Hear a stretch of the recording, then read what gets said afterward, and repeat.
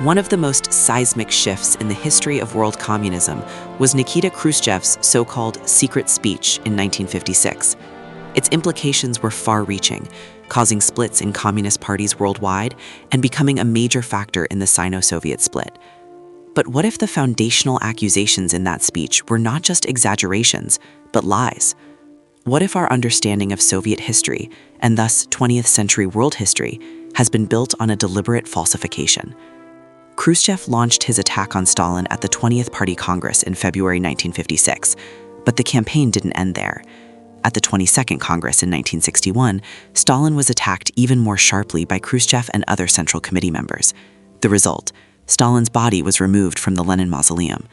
From 1962 until his ouster in 1964, Khrushchev sponsored an avalanche of books and articles attacking Stalin and his supporters, particularly regarding the 1930s and 1940s.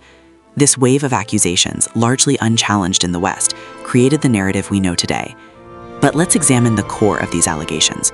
Khrushchev claims Stalin had falsely accused, imprisoned, and executed loyal Bolshevik party leaders, military commanders like Marshal Tukhachevsky, and members of the Central Committee. This list of supposed victims, echoing earlier Trotskyist criticisms, became the orthodox history. The importance of this falsification cannot be overestimated. The 20th century was, in many ways, the Soviet century.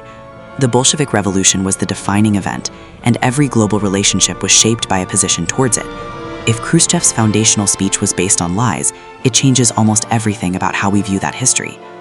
So why would Khrushchev do this? What interests did he represent?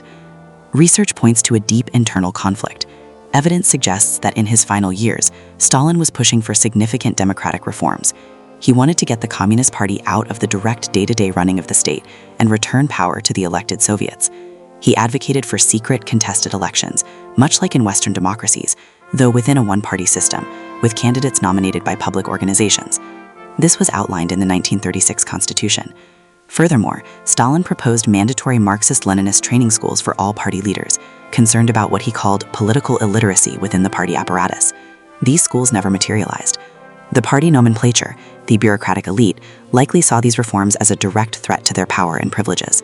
Relinquishing direct control and submitting to ideological retraining was not in their interest. Khrushchev's crusade against Stalin's legacy, begun just hours after Stalin's death, when the inner circle ignored the broader presidium established in 1952, can be seen as the bureaucracy reasserting its control. The consequences of Khrushchev's speech were devastating for the global communist movement. It caused tremendous demoralization, with estimates suggesting a third of communists outside the Soviet bloc left their parties within a few years. It invigorated anti-communists and gave new life to Trotskyist movements. Critically, it planted an ideological time bomb within the Soviet Union itself. The generation that rose under Khrushchev, including Mikhail Gorbachev, internalized these lies about their own past. When they came to power, their belief in this falsified history contributed to the erosion and ultimate collapse of the USSR. This revised understanding forces us to re-examine specific historical crimes attributed to Stalin. Take the Katyn massacre, where thousands of Polish officers were killed in 1940. It is the best documented crime pinned on Stalin. But the evidence tells a different story. The accusation originated with the Nazis in 1943, later endorsed by the anti-Soviet Polish government in exile. Post-Cold War proof from Soviet archives, including documents handed from Gorbachev to Yeltsin to Poland, has been challenged. In 2010, a Russian Duma member presented evidence that those key documents were forgeries, commissioned to solidify the narrative of Soviet guilt, a revelation almost completely suppressed in Western media. The Katyn story remains a powerful tool to equate Stalinism with Nazism, a cornerstone of the totalitarian theory that dominates Western historiography. Similarly, the Molotov-Ribbentrop Pact of 1939 is portrayed as criminal collusion. However, archival evidence shows it was a desperate last resort after repeated Soviet attempts to form an anti-Nazi alliance with Britain and France were rejected. Furthermore, the Soviet move into what is now Western Belarus and Ukraine in September 1939 was not an invasion of Poland. The Polish state had effectively ceased to exist, but the reclaiming of territories violently taken by Poland in 1921. Even figures like Lavrenti Beria, Stalin's security chief, have been mythologized into monsters beyond recognition.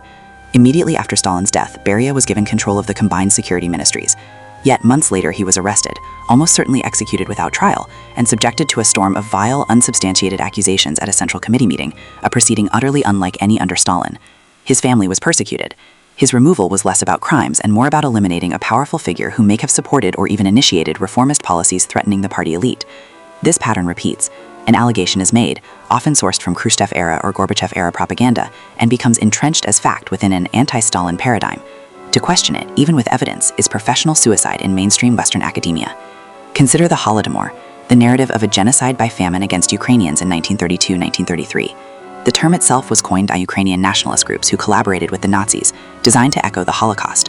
While there was a severe famine affecting the Soviet Union, including Kazakhstan and Russia itself, there is no archival evidence it was a deliberate ethnic genocide. Yet, in post-1991 Ukraine, it has become state dogma, a nationalist myth with immense political utility. Or the Moscow trials of the 1930s.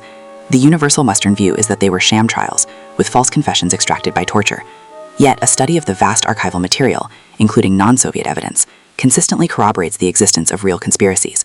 Defendants like Nikolai Bukharin admitted to serious crimes while vehemently denying others, a behavior inconsistent with a coerced, blanket confession. A Swiss communist contemporarily recorded Bukharin privately confessing to plots against Stalin as early as the 1920s. The Doctor's Plot? Evidence suggests Stalin himself may have ordered the press to stop the campaign, skeptical of the charges. The notion that Stalin deported German communists to Hitler as a gift. Research shows those deported were individuals convicted of crimes in the USSR, not ideological political refugees handed over en masse. The field of Soviet history in the West has long been a handmaiden to politics, its purpose to furnish anti-communist and anti-Soviet narratives. Scholars who deviate from the anti-Stalin paradigm face marginalization. Yet, the winds of history are shifting. In Russia, there is space for re-evaluation. The Communist Party remains a major force. Archives, when examined without preconception, tell a story far more complex than the cartoonish tyranny of Western textbooks. The lies of Khruschev were a minor distortion. They were a usurpation, a bureaucratic coup against a project of social reform that threatened elite power. They demoralized a global movement and poisoned the Soviet Union from within, leading its final generation of leaders to disavow their own history. To uncover this truth is not to whitewash a man or an era, but to engage in honest historiography. It is to recognize that the 20th century's great ideological struggle was also a battle over narrative, one where the victors wrote a history we are only now beginning to critically unpack. The story of the Soviet Union is not a simple morality tale. It is the story of a revolutionary struggle, of brutal external pressure, of colossal achievements, of internal contradictions, and of a bureaucracy that ultimately chose its own power over its founding ideals. To understand it, we must first clear away the mountain of lies.